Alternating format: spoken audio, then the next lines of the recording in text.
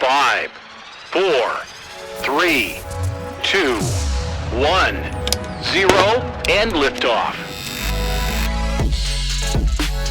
You're listening to Working Forward,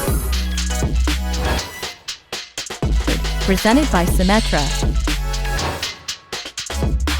in partnership with NASA Reimagined.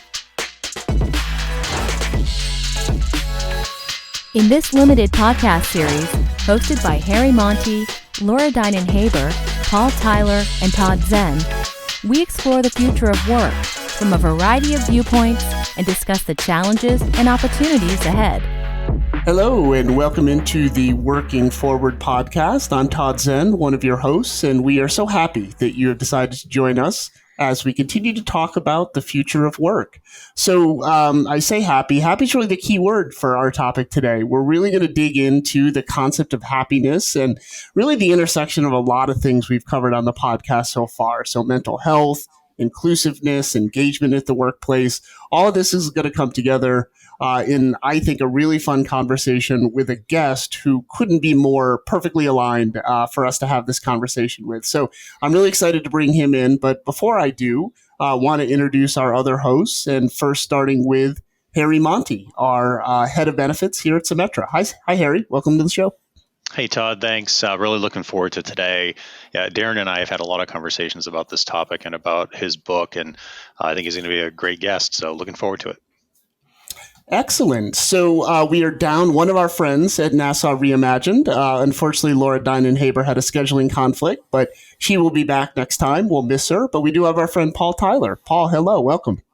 Todd, glad to be here. All right. Well, without further ado, let's bring in our guest. So we are very pleased to welcome Darren Tully to the show. Darren's got an extensive background in corporate America, and he's used it as a launching off point to become CEO of Ignite Happy. And that seems to entail a lot. He's an author. He's a corporate coach, all sorts of things. But, let me bring him in, and maybe he could introduce himself in his own words a little bit and tell us a little bit about what he's doing and what he's done. Darren, welcome. Hey, Todd. Hey, Paul. Harry, good to see you all. Great to be on the show. Thanks for having me. Yeah, you're right. I did start a new journey. I've been in corporate America for about, 30 years, and I took a leap of faith and saw that there's a huge opportunity out there to help transform organizations and cultures and people. And I had my own transformational journey, which we can get into. Yet I did start Ignite Happy. I am the chief of possibilities. I'm the CEO and founder.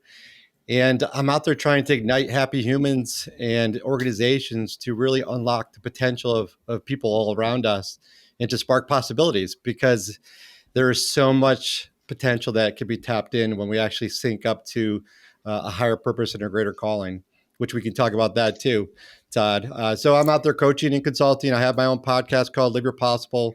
I am the author of a book called Live Your Possible.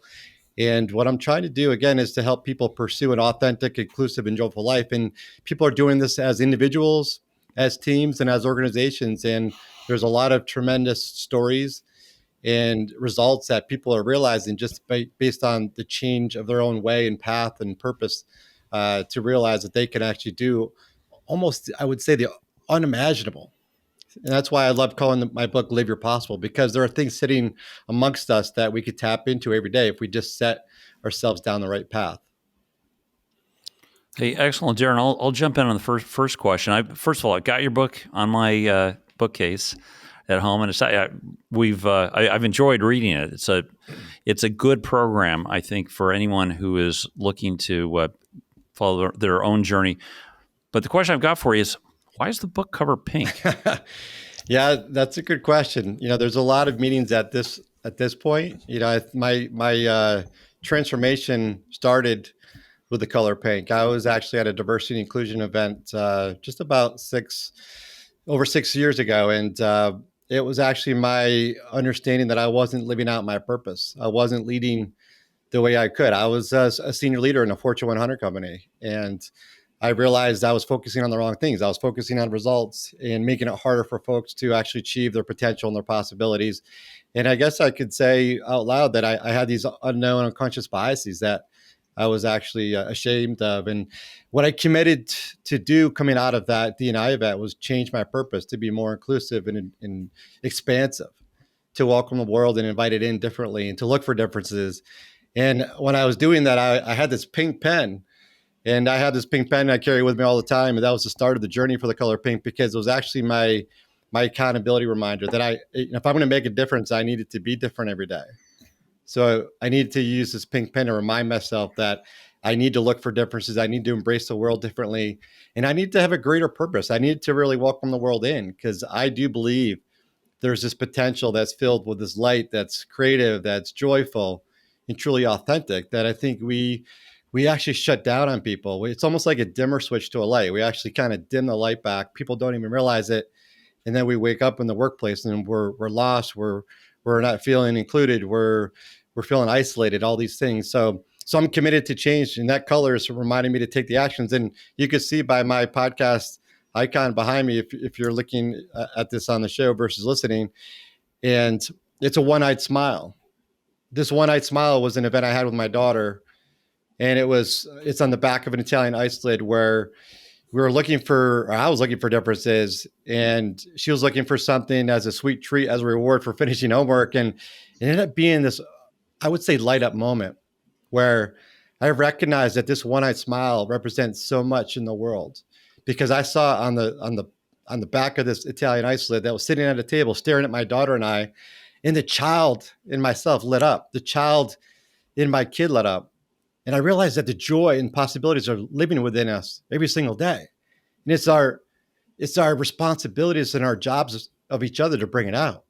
And this just happened to me because I was welcoming the world indifferently. I was welcoming the differences. I was accepting the silliness. I wasn't as uptight as I had become in the corporate world. And I got to say too, like this color pink, it also represents, if you think about the color, it's nurturing, it's calming, and it's playful in the sense that we actually connect back to our childhood. So the meaning keeps growing and expanding, just like possibilities, when we put our focus on something that's different, when we focus on what could be.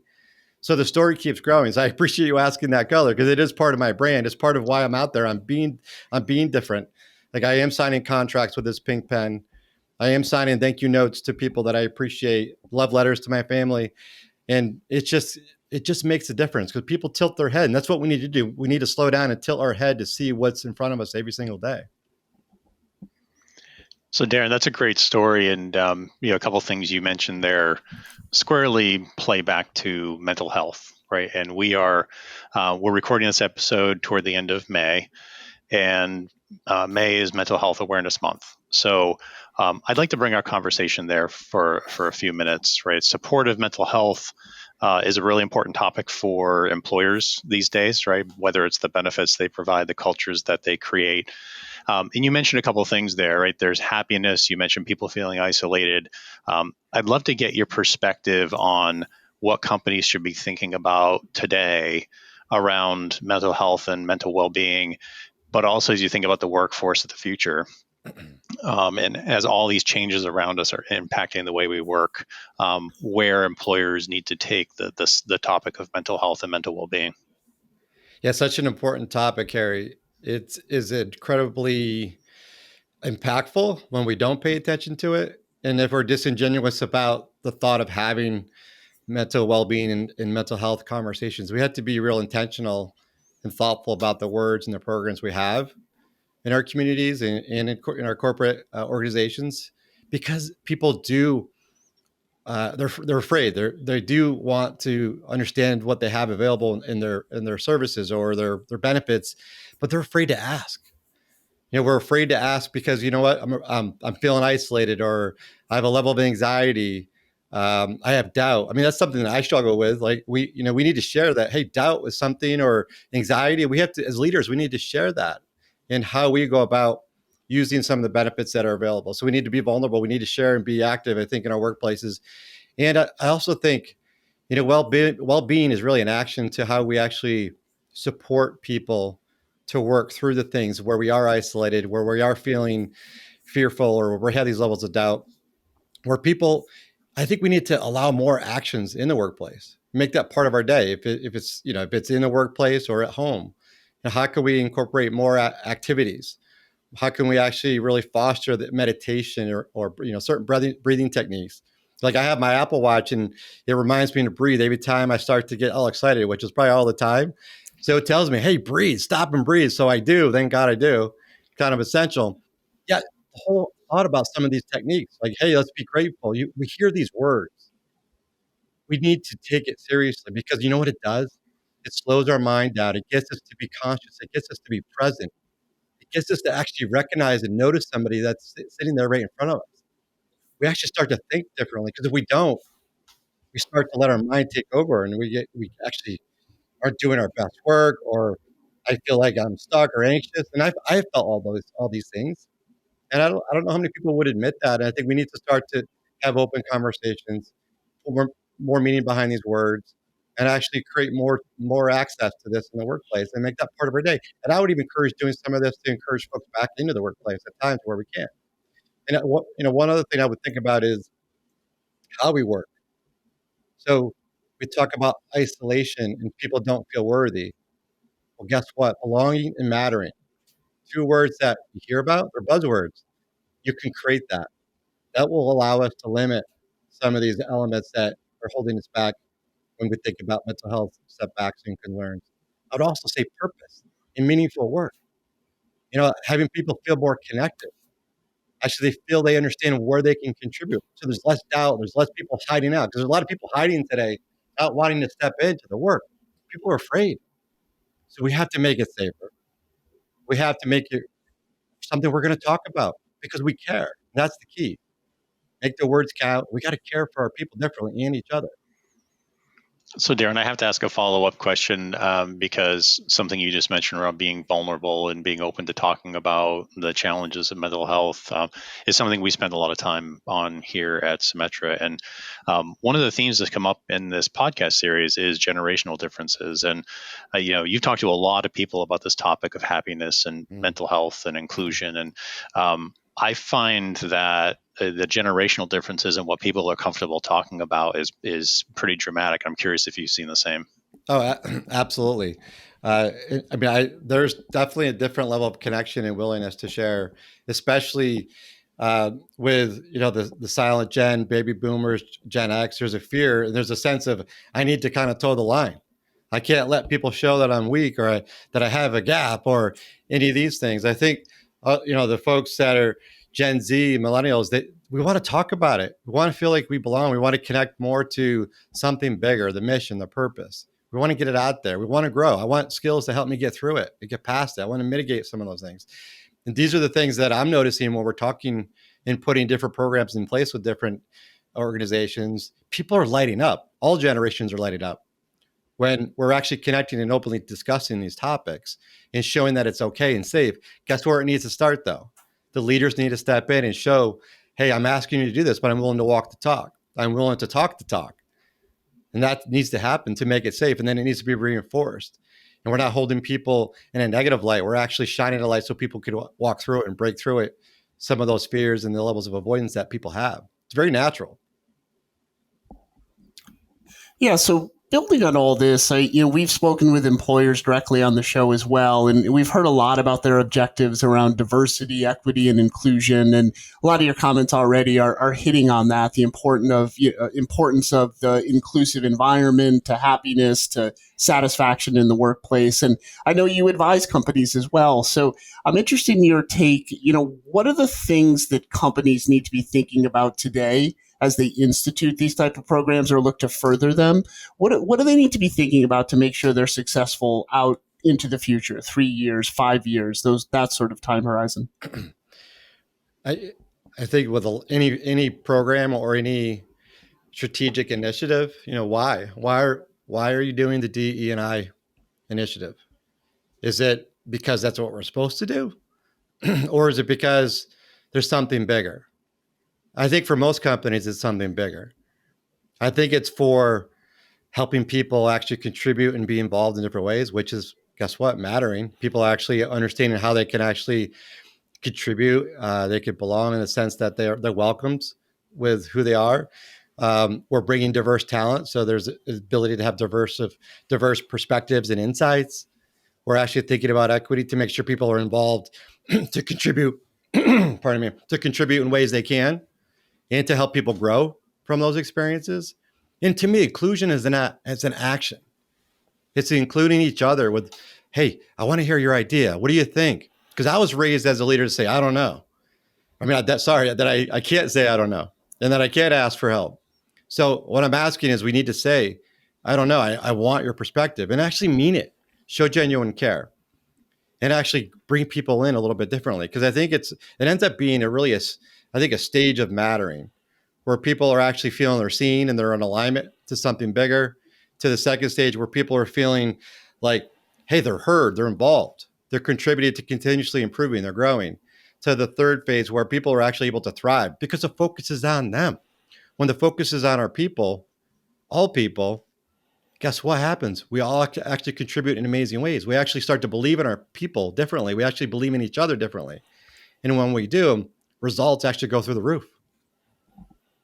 Well, maybe we just pull that thread a little bit more and talk about results. I think in your book you talk about sort of the ideal workplace is one that's lean, top producing, innovative, and joyful. Talk to us about how you coach them, and I guess I'd be curious to know what works and also what doesn't work. Darren, what shuts down groups that and these are actions that we can learn to avoid. Yeah, good question, Paul. I like to interact with different companies to understand where leaders in the organizations stand, what they stand for, understanding what it is they're trying to truly achieve and why they exist. Given that, it's important to understand how things get done. So understanding, what is the path of how people can actually get involved and engaged. So I often will ask people and interview folks about their level of what they do versus what the teams do versus the full organization and how that comes together. And you might be surprised that a lot of folks will focus today on results. And maybe that won't surprise you because that has been the way I was brought up. Hey, focus on results. Our customers are our most important aspect. And what I would actually show people over time, because I come from a background of financial and accounting, and I started my career in numbers and results, and then I actually have moved it to actually focus what I think matters the most, which is people. So what I was suggesting, I work with leaders to say, hey, how do we flip that order?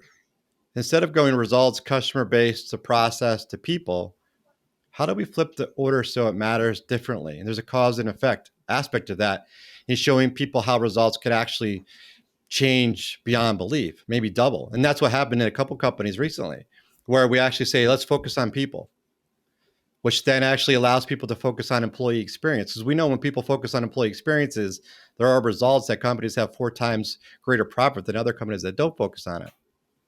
Right. And then there's a level of joy that people feel in their job, they're experiencing, they're able to contribute differently. Not only are they doing processes, they turn them into practices. Because when you do practices, you actually want to evolve them. You want to get better at them. And that's ultimately going to impact the customer experience. And guess what? Joy actually increases when we actually involve people and show them the path and get them involved to actually contribute in different ways. And when people are happier, this probably doesn't surprise you either, but 20% of organizations are more productive when they're happier. So now we have happier employees that are developing and contributing in different ways. Guess what? Your customers are going to be delighted, more in the spirit of I want to stay with this company, or I want to buy more, or how do I expand my opportunities here and understand what the services are there. I want more, to the point where results follow. The results they should be at the end. Because the results and outcomes should be tied to what is the mission, so we could actually tie it to our purpose and reinvest back into our people in new technology and new ways of business. So we can actually get people excited about what we do, because that'll improve what we're talking about also with mental well-being and how we actually get to the greater results for everybody. So there's personal growth and there's business growth. And guess what? Customers are delighted in the middle. So, Darren, you've used a word several times now in this conversation. That's purpose, right? So, can you just talk about that a little bit more, about how leaders can help drive understanding of purpose within their company and really get people focused on that. What have you seen with the companies that you've worked with around how they define purpose, how they get employees to connect to it, what works, what doesn't work? Yeah, results is something that a lot of companies still focus on as purpose. Now, I would ask folks to think about, what's the direction you're going in, which people would define that as vision. How does that connect to something bigger than just getting more money or results? Something that might contribute back into the greater society. I think that's a big shift on our world today. And then, like, why do we exist? So that ties into the purpose. Like, why do we exist? Are we trying to improve sustainability? Are we trying to enhance equality? Are we trying to enhance ESG movements, environmental, social governance type movements? What are we trying to do? What are those elements of why we exist as an organization? Because then you could define your mission with how and what you're going to do about it. And then guess what? You can actually align pillars of values that are meaningful to you and your employees. And I would ask anyone to make sure you understand why you exist and connect these values to people and ask people, listen to them, involve everybody in the organization, vote on them. I have some companies and clients where we're working on this today, where we're actually engaging the employee population on what really matters to them. What are the values? Because if you're just going to have values up on a board, up on a wall or a website, and you're not going to follow through on them, you've lost trust and credibility right there. You've lacked empathy as a leader, as an organization. And there are many stats, as you probably have heard. People will stay with an organization where you feel like you belong and you feel this level of empathy and understanding with where I am and where I exist. 93% of people. And often people leave because there's a lack of it. And that's like 87% of the time people leave because of their lack of connection to their boss and the values of an organization. So the values are so critical. It's how we work together. And that's where we are in today's day and age. It's how we work together, how we live together, how do we interconnect together. And I think one more important piece, if you can get to this level, it's the golden path. How do you start to then connect to people's individual purpose? Once you can start to connect people's individual purpose with meaning and connect it to something a little bit bigger, wow, its engagement's going to go through the roof, because an individual is actually growing for themselves and for the organization. They're giving back in different ways, which actually improves your well-being and your health and your thinking and your happiness, which improves mental health and all those things. It just keeps feeding itself over and over and over again. And that means meeting people where they are and understanding. That means leaders being empathic, asking the questions of what a good day looks like. What do you care about? How can I help? What are the barriers I can remove? And actually mean it, not just ask the questions and then do something about it. It's all about the action, right? The words need to be action-oriented and authentic with genuine care and interest.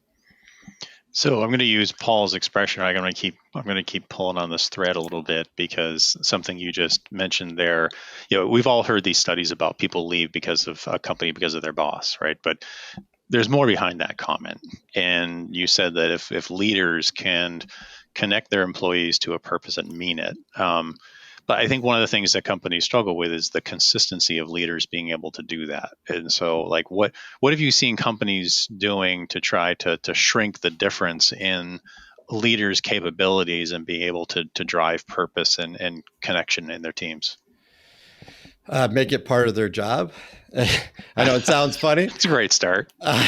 Well, I think leaders know it's part of the job, but I don't think we take it seriously enough. I don't think we might lack the skills enough to do it properly, in fairness to a lot of leaders. I think a lot of leaders and managers were hired because they were the expert and they got results, right? There's the theme here, results. But we have to actually get leaders that are going to step in differently and actually bring out the best in all full teams. And that means interacting with teams with team-oriented goals, something that has a broader reach from a purpose perspective and allows for folks to contribute and help each other. It's not just about your individual task. So some of the companies I've worked with, it's pretty amazing. I go in and people say, well, I don't know, I can't help out over there because I got to do my work.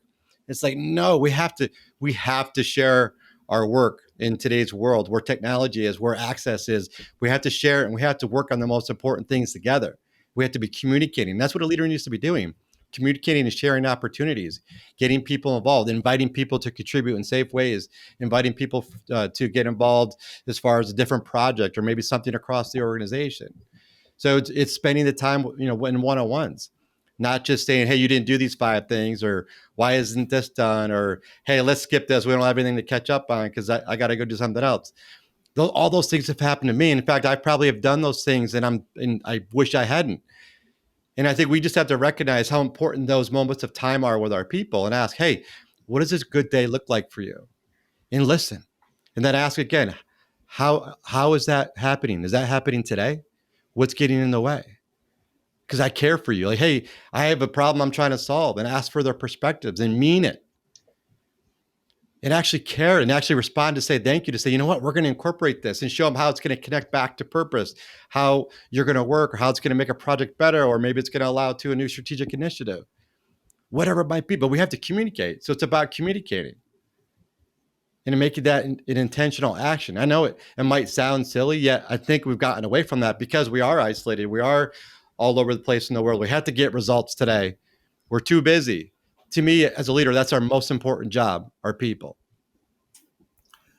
Yeah, so let me build on that actually, because a lot of what you're saying, I think, also gets to culture as well. These values, and culture is this thing in a company. It's hard to define, but you know it when you're in it. You can feel it.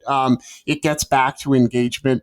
So I'm interested. You mentioned everybody's all over the place as well. So could you talk a little bit about how can we foster this environment of engagement, of making people feel that they're contributing in a meaningful way, that they're part of something bigger than themselves, and this overarching culture when we've got a disparate workforce, people are working all over the place. It's, any thoughts on how companies can really drive culture in that way?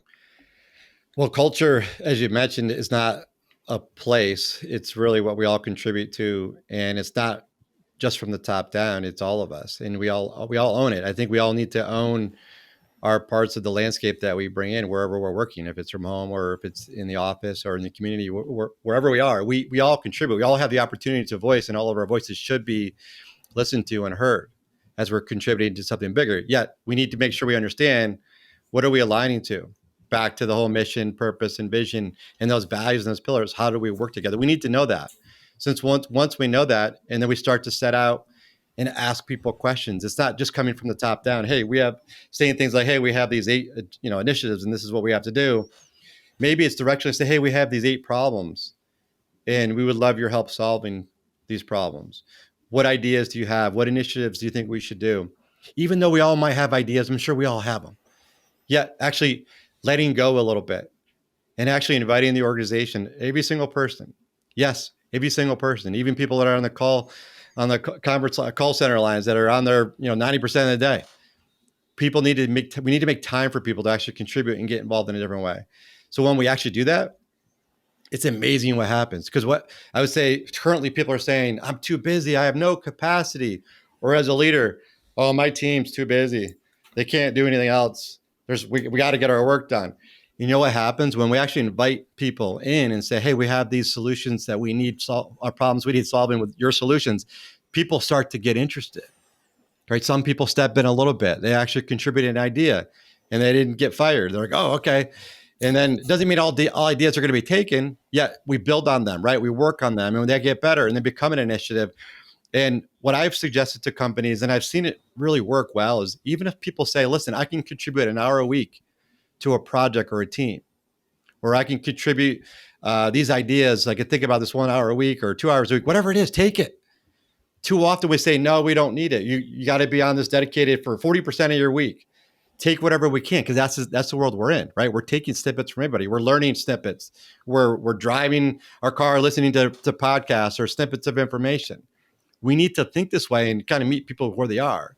And when I would actually think about our future world as a way of thinking about this environment to expand this way of development and growth, because as we evolve, we need people to not just do their job 99% of the time. We need them to step in other areas, 20% of the time, 30% of the time, where they're actually participating in different areas or projects. Guess what happens? People feel like they're part of something greater, bigger. They're connected to the why. They're connected to the results. They're connected to the customers. And results do happen, which makes everybody happy. It makes leaders happy too. And there's proof to it. I've been part of organizations that have really gone from a 3rd quartile culture rating up to a top decile in 12 months. I've seen organizations say, no, we don't have any problems here. Like kind of like an us versus them. And they were actually not selling anymore. They were actually, those loyalty scores were the worst they've ever been. They were actually getting beat up for onboarding all the problems that were occurring from every step along the line. Guess what happened? They were about to go out of business until they realized, no, this is a we thing. We as a team have to figure out the solutions. We each have to own our own stuff. We have to find the problems and actually be transparent about it and what we're going to do about it, and not shame anybody, not threaten anybody, not blame them.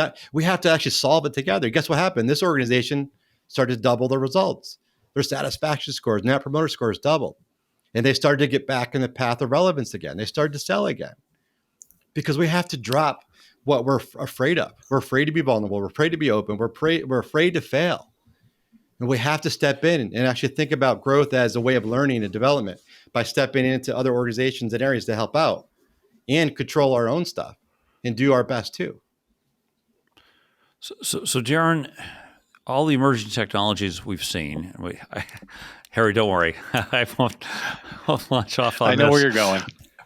No, does this help, or does this help us be connected, or does it split us apart? And I could make an argument to say, look, it's so easy to pop up a Zoom. People see somebody, see their body language. Used to be conference calls, Darren. I remember a couple companies ago, that's all I did.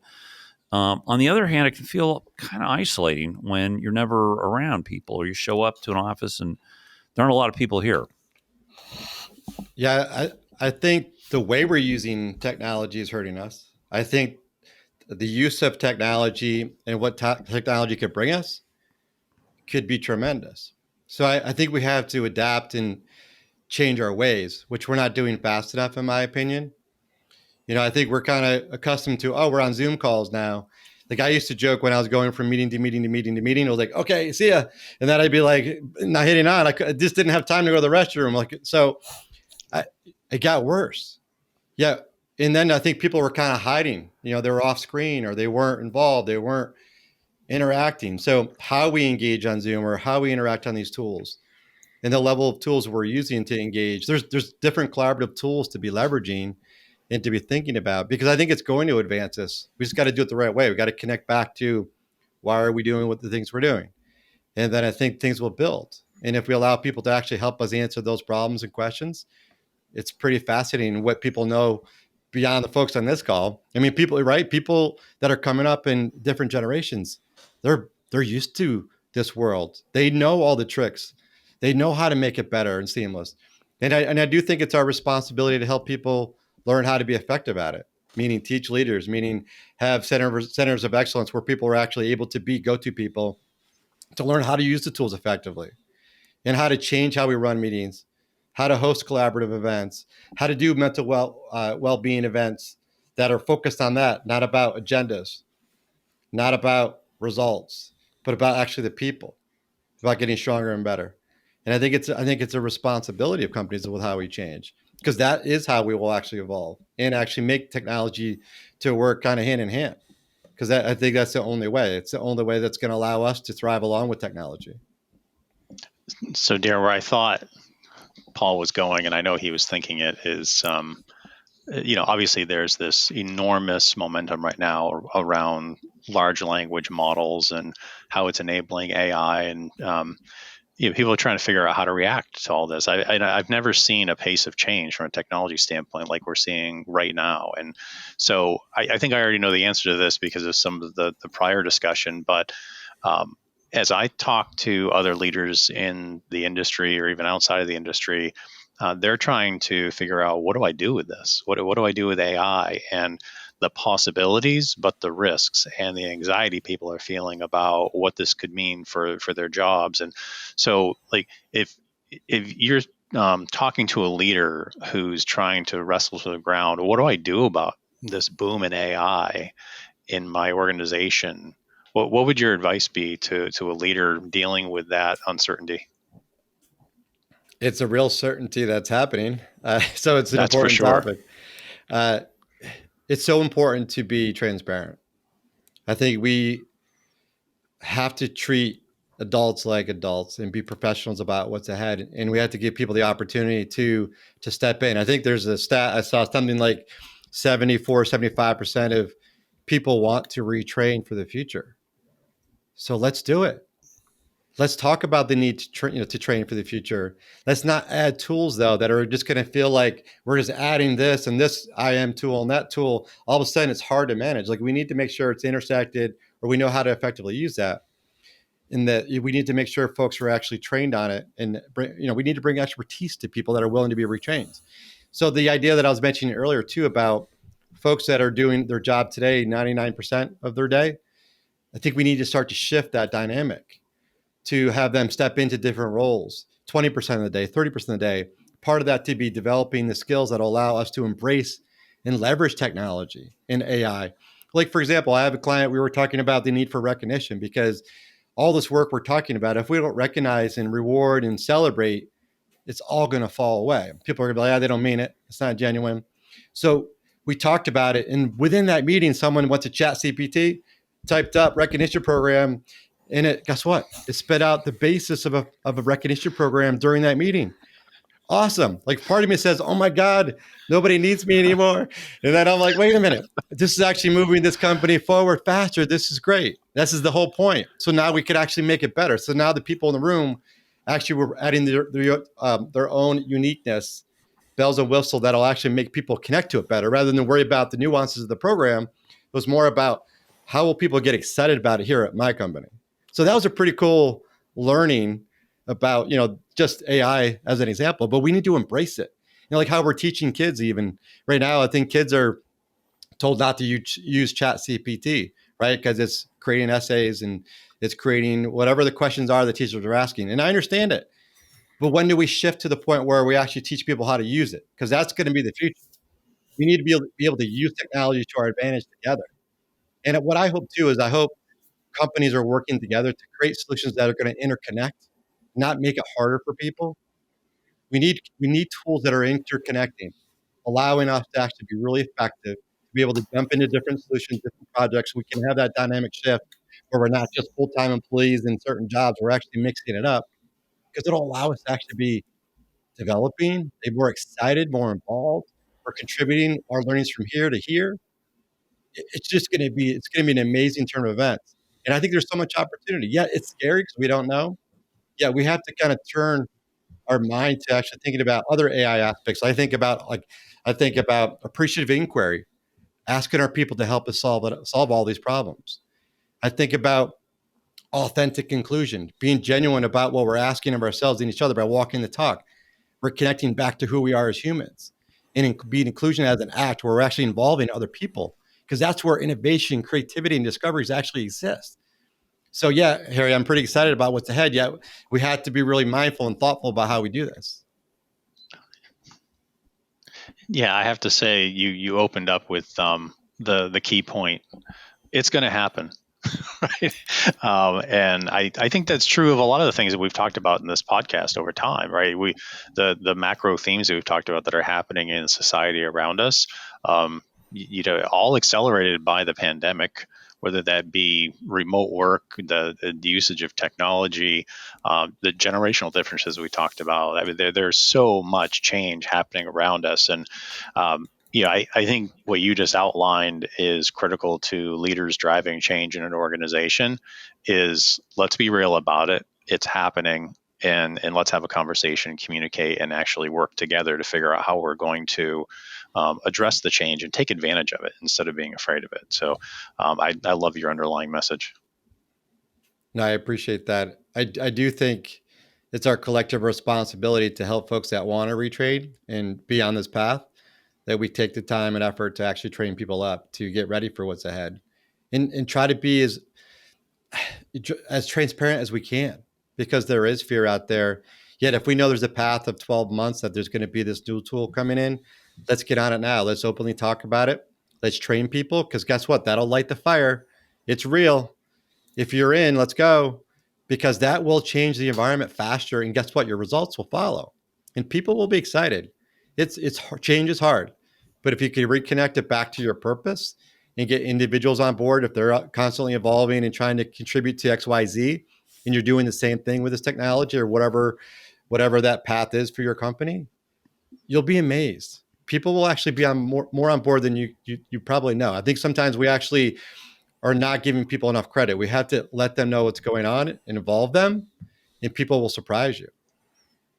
Yeah, and one last comment to build on that is, if you're not doing it, somebody else is, and they're going to leave you in the dust. I agree with you. All right. Well, Darren, this has been an absolute pleasure. Harry, Paul, do you have any final questions for our guests today, or any final comments to wrap us up? Darren, how would you recommend people use your book? Well, good question. It is a life guide, and why it's called that. It is a book where it's filled with stories and research and interviews with different folks. It also includes over 100 intentional practice actions. Don't worry, you don't need to do all of them. So what I would ask folks to actually look at the book, there's 3 sections. One is to kind of get you primed to think about how to live your possible, to start to think about what a possible mindset is. And then the middle starts to get into actually going through 8 steps of the acronym possible, where you connect to something bigger, you start to adopt an open-minded set of curiosity, which then allows you to develop skill sets and resilience and allows you to be who you are, your authentic self, where you can imagine again with creativity and wonderment and possibilities and connections start to pop. They're joyful and authentic to you. And it's actually finding where you want to be down the road. You might be feeling, he's talking about resilience. Right now, I'm feeling like I need a little bit more. So there's a whole chapter on resilience. Jump in on resilience. Or if you're lacking purpose, there's a chapter on purpose. And I talk about purpose in a little different manner because I talk about purpose as inviting the world in and connecting it with a higher purpose, not just your own personal purpose to connect to get certain goals achieved or certain results achieved. It's about making a greater impact, which is the theme of what we've been talking about today. And then teams are actually using this as a book club book to focus on certain aspects that might tie back to values with different organizations and teams. And some organizations have actually pulled me in to actually participate in book club events, which are super fun. I love to talk about how we got to some aspects of the book and respond to any questions that people have. In fact, there's a hospital in Florida that just actually transformed how they work, where they actually stopped focusing on patients. Don't worry. They actually started focusing on the caregivers, the people that actually gave better results to patients, right? Safety results and risks actually improved. Their culture actually expanded where people actually were involved in really reforming processes and practices that are now streamlined and done with more joy and thoughtfulness. This organization is thriving. A hospital is thriving. Think about that. I feel like if a hospital can transform with thinking about instituting a possible mindset, leveraging joy and inclusion, anybody can do it. It's just about being intentional and purposeful and connecting to why you exist and what you're trying to solve for in the world. And one last thing, Paul, there are QR codes in the book. And I tried to make it interactive, where it's experiential, where folks are actually reading about a story. I'm pretty vulnerable in the book, I'll admit. And I hope it connects and jolts you to actually think about where you are too. And then actually these QR codes will bring you out to some other external topic. It could be a comedian. It could be music. It could be a children's book, excuse me. It could be a TED Talk. It could be this podcast in the future. I might have to add one in. So it allows us to actually build on something that might have kind of sparked something to think about and grow with. That's why it's a life guide to help people pursue an authentic, joyful, and inclusive life. And organizations can actually leverage this too. And I talk about the story of a Fortune 100 company, how they went from third quartile to top decile in one of the chapters too, and how it was applied and leveraged in the workplace. Excellent. Thank you. So, Darren, excellent book. Great discussion. Always a pleasure to have this type of a dialogue with you. So thank you for joining us today. Really appreciate it. Yeah, I'm honored to be here. Thanks for having me. Hey, Darren, one final question. If our audience wants to track down some more information or find your book, is there anywhere you'd direct them to find it? Yeah, I think the best place is my website, ignitehappy.com. And I'm certainly on LinkedIn, Darren Tully on LinkedIn. It's another avenue too. Wonderful. Well, thank you again so much for joining us. It's been a lot of fun. Paul and Harry, thank you guys as well. And thank you to the audience. We really appreciate you tuning in. We've got more fun stuff coming your way, so please keep an eye on your podcast feed. But for now, that's it. Signing off from the Working Forward podcast. Thanks so much. You're listening to Working Forward, Future of Work podcast series.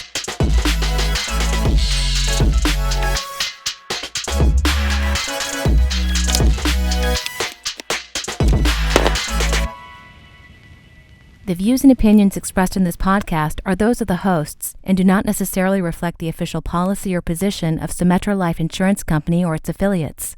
The host is not affiliated with Symetra Life Insurance Company and/or any of its affiliates and is solely responsible for the content.